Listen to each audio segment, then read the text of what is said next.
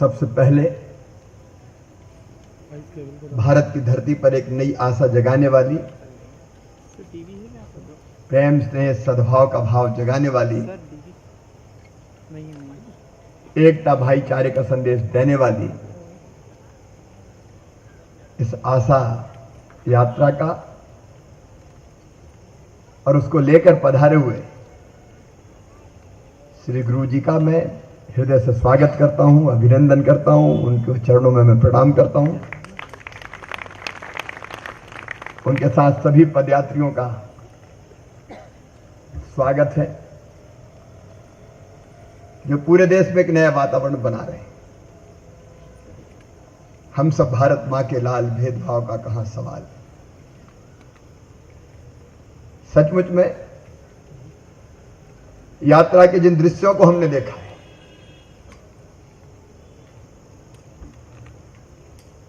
हम सब साक्षी बने उनके, और से जो वातावरण बन रहा है वो अद्भुत है, अनोखा है।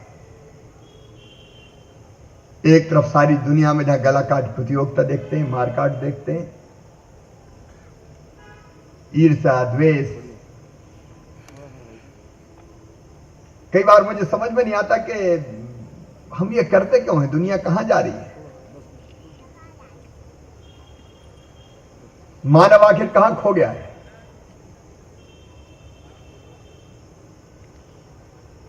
बड़ी चिंता कई बार मन में होती है। अभी दुनिया के बारे में अगर हम विचार करें तो जिसको हम भौतिक प्रगति कहते हैं, विकास कहते हैं, वो आखिर क्या है और कहां हमें ले जा रहा है।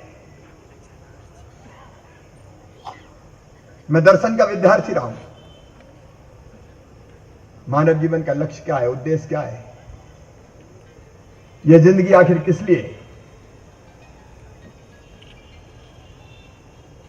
अब जब आज की भौतिक प्रगति भी देखते हैं तो कई बार मुख्यमंत्री के नाते मुझे भी लगता है किस दिशा में हमें जाना चाहिए। हम अभी यशोधरा जी भी आए, जापान और कोरिया की यात्रा पे थे। दुनिया के कई देशों को भी हमने देखा। क्या केवल भौतिक प्रगति मनुष्य को संतोष दे सकती है? क्या केवल गगनचुंबी अट्टालिकाएं, शानदार सड़कें, उन पर घूमती हुई लग्जरी गाड़ियां, बड़े बंगले, उनमें एसी और सर्दी हो तो हीटर, कि ये सुख दे सकते हैं?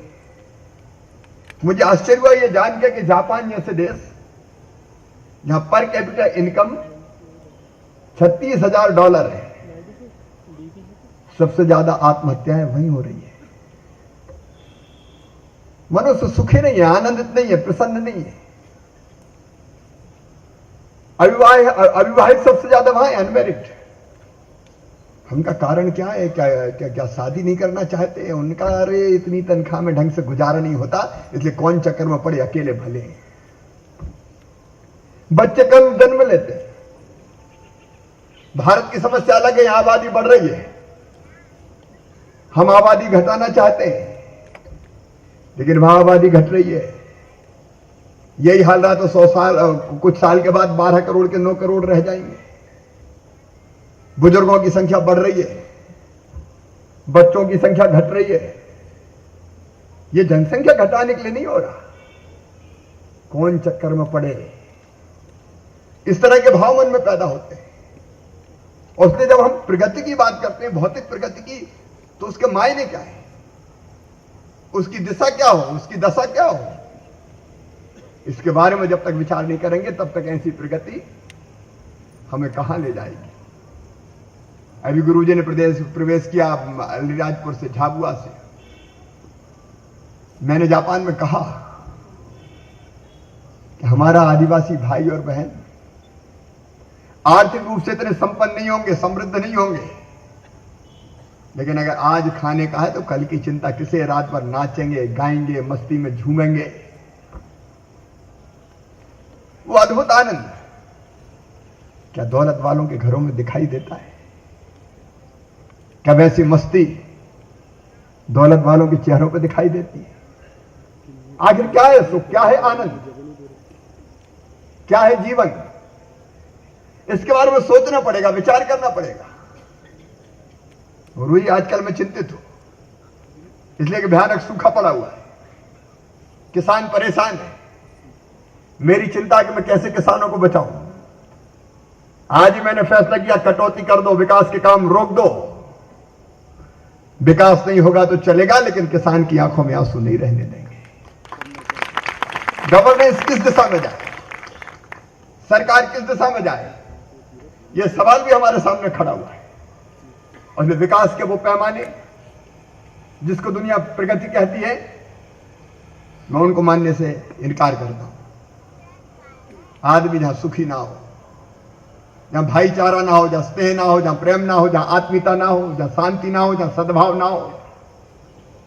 और इसलिए कई बार मैं सोचता हूं कि भारत से आप तो हिमालय इतने वर्षों तक रहे हैं, हिमालय आकर्षित बहुत करता है। और सचमुच में वहां के जो संदेश है, आज के नहीं हजारों साल पहले के, काय की मारकाट, कैसी प्रतिस्पर्धा, आज ने हजारों साल पहले इस देश ने कहा है, अयम निजम पराबेत्ति गणना लघुचेत साम उदार चरिता नाम तू वसुदैव कुटुंबकम। ये मेरा है, ये तेरा है, ये छोटे दिल वालों का होता है। जो विशाल हृदय के होते हैं वो तो कहते हैं सारी दुनिया ही एक परिवार है, विश्व मानव है, पूरी दुनिया एक परिवार है। हमारे यहां कहा है, एकम सत विप्रा बहुधा बदंती। सत्य एक, विद्वान उसको अलग अलग तरीकों से कहते हैं।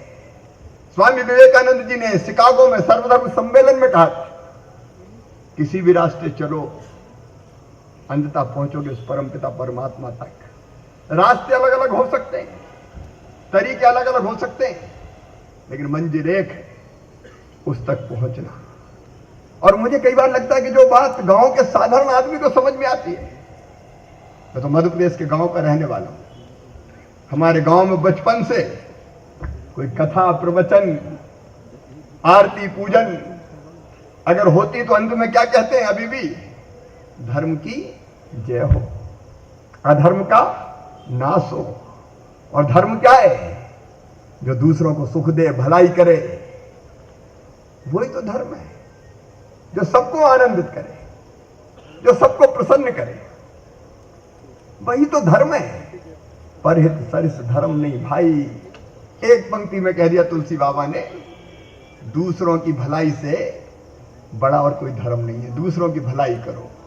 और पाप क्या है, दूसरों को तकलीफ पहुंचाने से बड़ा कोई पाप नहीं है। ये धर्म की सबसे सरल परिभाषा। मैं विद्वान नहीं हूं, लेकिन ये परिभाषा मुझे समझ में आती है।